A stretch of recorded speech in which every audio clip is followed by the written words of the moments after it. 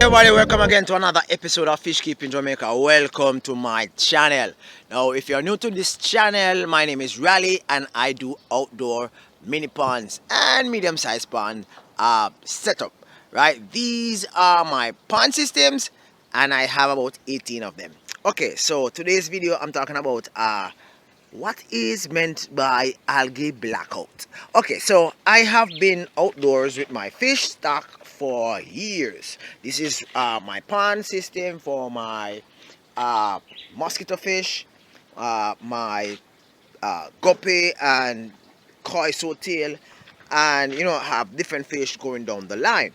Now, as you can see here, I have actually placed some giant duckweed at the top of this pond, and beneath that, as I shared in a video before, I have some Elodia densa plants. Right now, what this supposed to be doing, that's the giant duckweed, is to prevent high volume of algae from being in the water. Right, it acts as a shade. Right, but that is not the real reason of today's video. We're talking about blackout, right?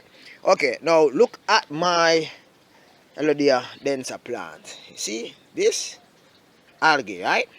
Okay, now I have started the process of actually trying to manage my algae within my system. Well, not my algae, but algae within the system, right?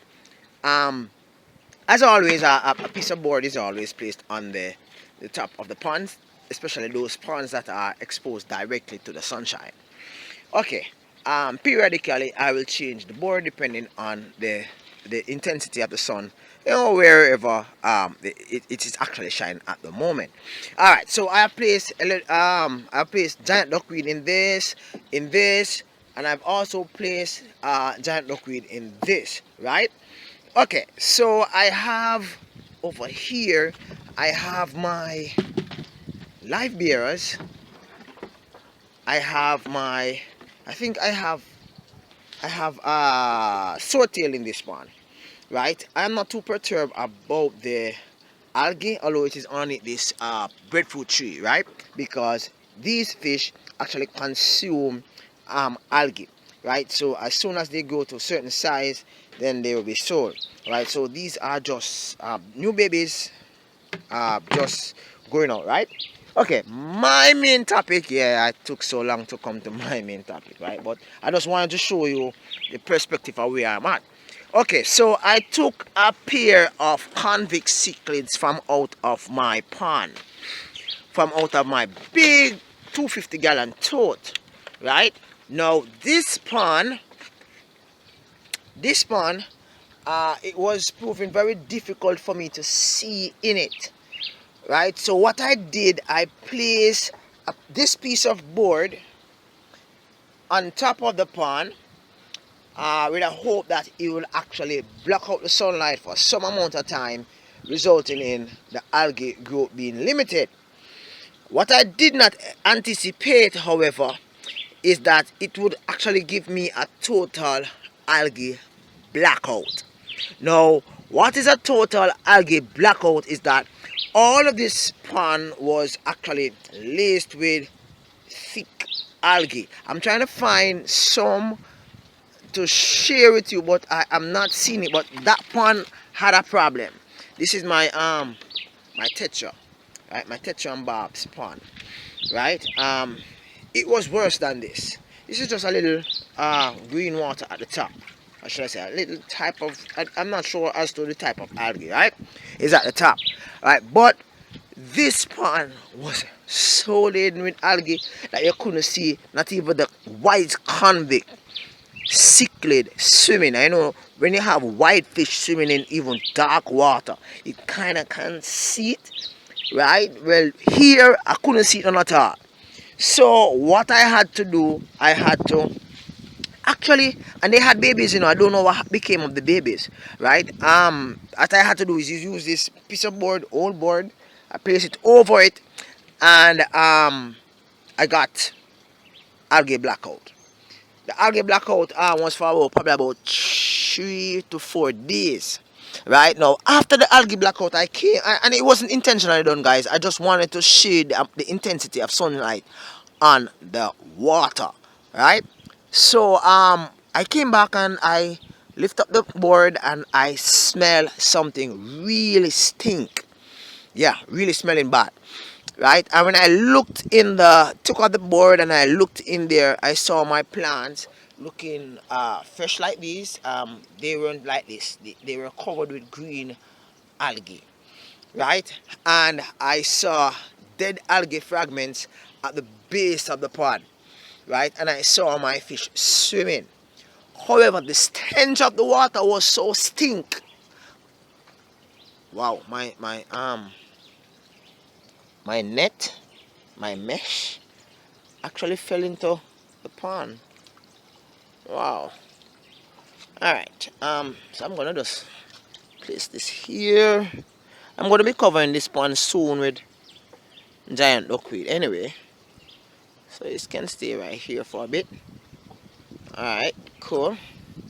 Alright, so what I saw was algae fragments at the base of the pond, and the pond smelling very stink. And to me, that was not healthy for the fish to actually be living in. So what I had to do was to do a massive water change. I did not scrape out the algae that was in it. I did not siphon out the algae that was in it. I just did a massive water change, right? And as a result of that, the water is smelling fresh, and I see the convict cichlids swimming around as if they are feeling really happy, right?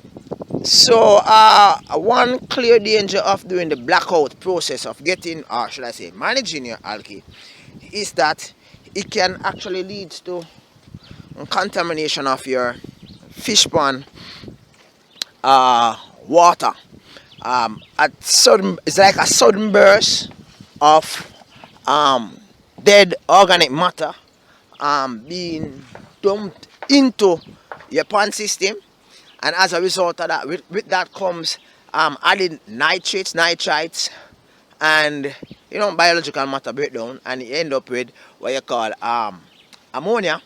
And ammonia is not good for your fish, and it messed up your whole system, messed up my breeding project, because I know that there were eggs and there were fries in that pond. So more than likely the babies actually died because of that situation. So this is just a short video sharing with you. Algae blackout, it's some persons use it, but to me it's not really recommended, because this just add more work to your day as to how you go about managing your pond. You're gonna have to siphon out your aquarium. It's not like pond like me. For my ponds here, my pond system, I have soil in my pond. So when the algae do the algae die and I change the water, a certain amount of stuff is actually released in the water, and it is changed, right? The remnants of the algae actually break down into the soil, and you have plants there that actually uses all of that. Wow, a lizard, big, right? Whoa, right? I want to tell you, say, it changes color based on where it is, Right. Wow. So if I catch it, if I catch it, and I place it amongst like a green plant, you'll see it turn green. But anyway, as I was talking about the algae, right? So for me, I don't really necessarily have to siphon out the ponds to actually get out the dead algae that sits at the bottom.